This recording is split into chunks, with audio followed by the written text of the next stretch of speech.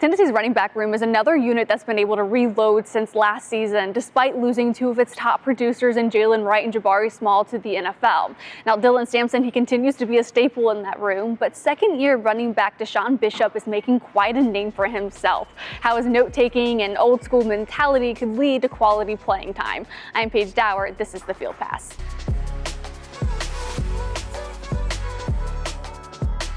To start the season, it could be a real possibility that DeSean Bishop sees reps as that second or third running back in that group. And the main reason why he might see substantial or at least quality playing time this season is because of his dedication in the film room, really understanding the concepts and understanding the offense. And a lot of that came about this time last year when he went down with that season-ending injury in one of Tennessee's scrimmages. From there, his time in the film room really took off because he wasn't able to get reps on the field. Despite being that workhorse for Carnes his entire high school career, that was the first time he went down with any real significant injury. And of course, that one being a season-ending injury. So while he's not getting the physical reps on the field, he went and got mental reps in the film study, something even first-year head coach DeSean Sims noticed, that he's always having a notebook in hand. He's always asking good questions. He's the first to arrive and the last to leave. That mentality, that work ethic started, as DeSean Bishop will tell you, his growth and maturity. He realized that to see the field and to see positive production on the field, he needed more time in the film room. That's just like the small stuff, like that I wasn't doing in high school that now like I'm doing, and like you understand the game more. And I feel like that's what's helped me evolve my game, because that stuff really matters, and like you can't ever take that for granted, because it shows on the field. Like if you're studying hard and you know all your plays and stuff, and like know what pass rotation you got to pick up and stuff like that, know what routes you got to run.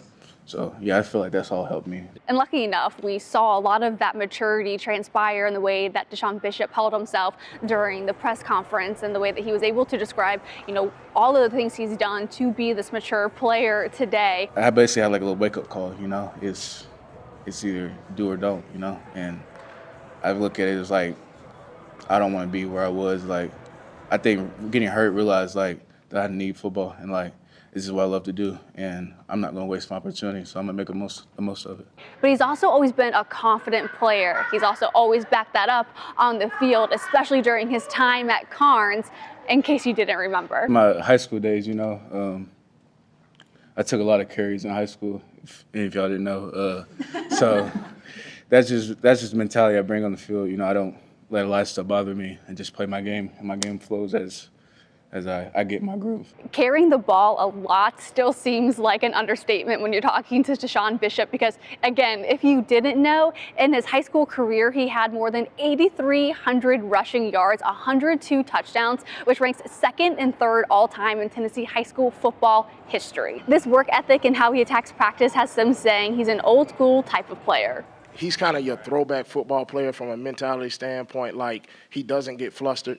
He does a really good job. He has his routine in terms of his body maintenance. He does a really good job when he comes out here and attack. He's very, very hard on himself. So if he makes a mistake, like, he's frustrated with himself. But it doesn't affect him on the next play. And then when he get in there, he does a really good job running behind his pads. He's quick, in between the tackles. He got really good short area quickness. His acceleration is good. He has good hands out of the backfield.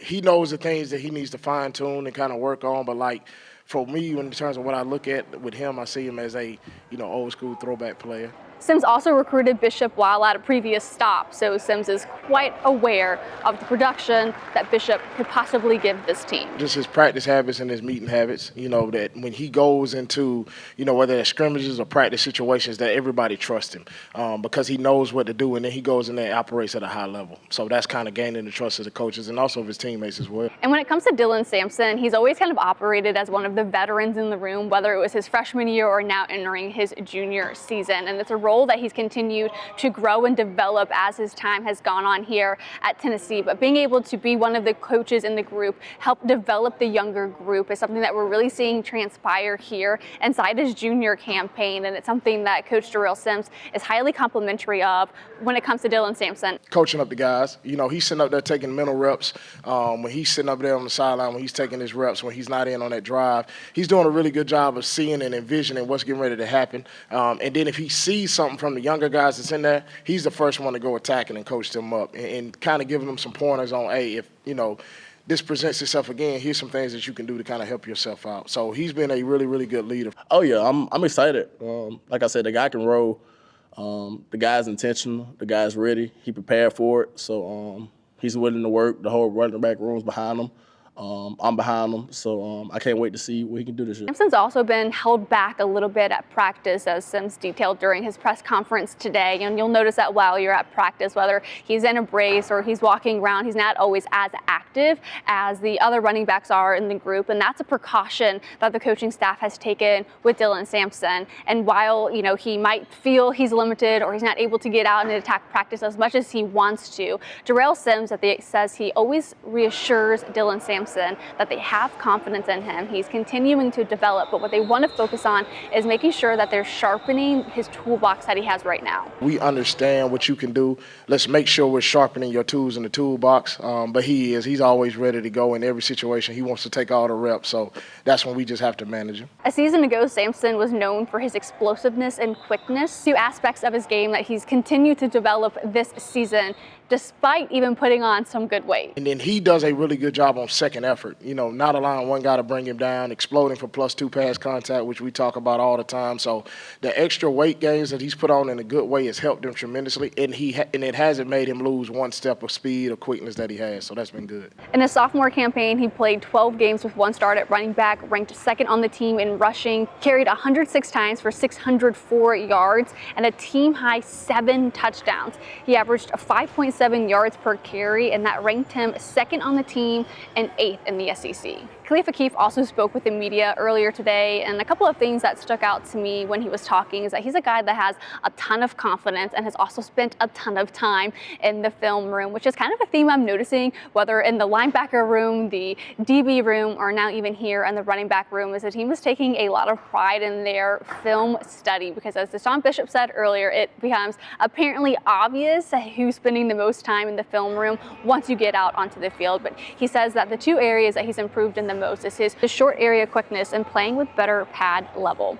So another unit that should see similar production from a year ago is this running back room, even more so when you consider Peyton Lewis and Cam Seldon should be back in the mix throughout the season once they're back at full strength. And tomorrow, Tennessee has their second scrimmage of preseason fall camp. There we'll hear from Coach Josh Heupel and how the team performed in their second scrimmage inside Neyland Stadium here during preseason fall camp. That's all I've got for you today. Thank you so much for watching. Please like and subscribe to continue supporting us here at Full Disclosure. I also have a practice 11 highlight reel put up from practice today, so definitely take a look at that, or even check out Holly Warlick's interview with Jimmy Himes and how Pat Summitt played a huge role and influence on her during her playing time and what led her to Tennessee to be one of the Lady Vols' former head basketball coaches. I'll talk to you guys tomorrow.